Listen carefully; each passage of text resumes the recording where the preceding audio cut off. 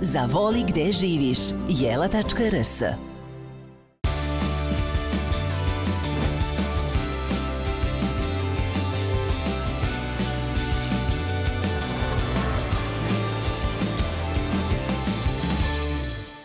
Dobar dan. Danas pričamo o holesterolu i siguran sam da je većina vas kad je čula o čemu pričamo pomislila sad ću promenim kanal, ali ne menjajte kanal, ostanite sa nama. Naučite o holesterolu kako biste ga lakše i brže pobedili.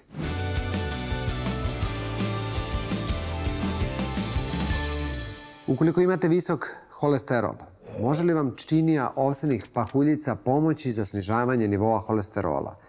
Ili šta kažete na šaku badema? Nekoliko jednostavnih promjena u vašoj ishrani, naravno zajedno sa vežbanjem i drugim zdravstvenim navikama.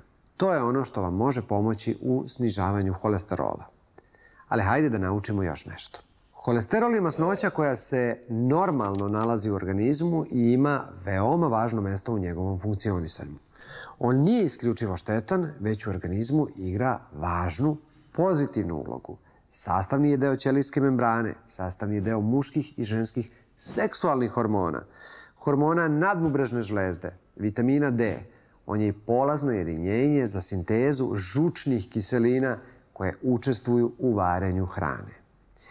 Međutim, pored ovih dobrih strana, holesterol u organizmu gradi i naslage koje mogu začepiti arterije i predstavlja faktor rizika za srčane bolesti.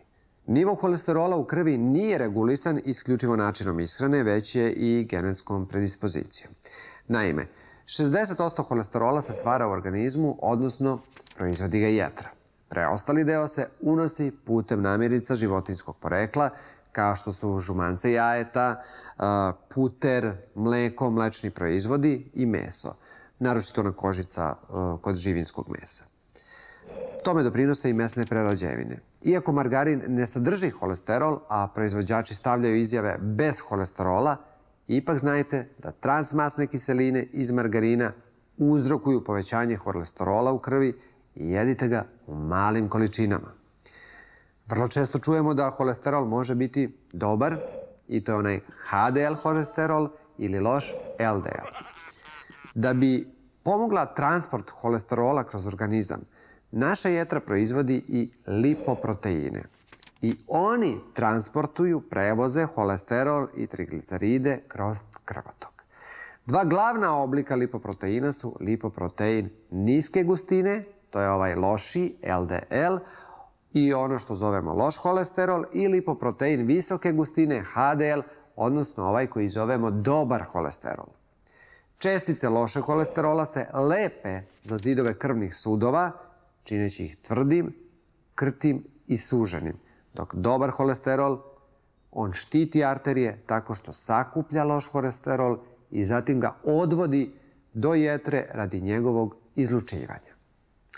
Ako vaša krv sadrži previše LDL holesterola, takozvanog lošeg, onda nastaje stanje poznato kao visok holesterol u krvi. Kada je nivo lošeg holesterola previsok, holesterol počinje da se lepi za površinu krvnih sudova i to dovodi do sužavanja arterija i smanjenja njihove prirodne elastičnosti. Kada se ne leči, on može dovesti do mnogih zdravstvenih problema, uključujući srčani i moždani udar. Rizici od dobijanja koronarne bolesti srca između ostalo mogu se proceniti merenjem ukupnog sadržaja, a poželjno je da ukupni holesterol bude ispod 200 mg, a prelazna vrednost je od 200 do 239. Previsok je sve preko 240. LDL-a ili lošeg trebalo bi da bude manje od 100 mg, odnosno optimalne vrednosti su njegove od 100 do 129. Granično prihvatljive vrednosti su od 130 do 159, a previsoke sve ono što je preko 190.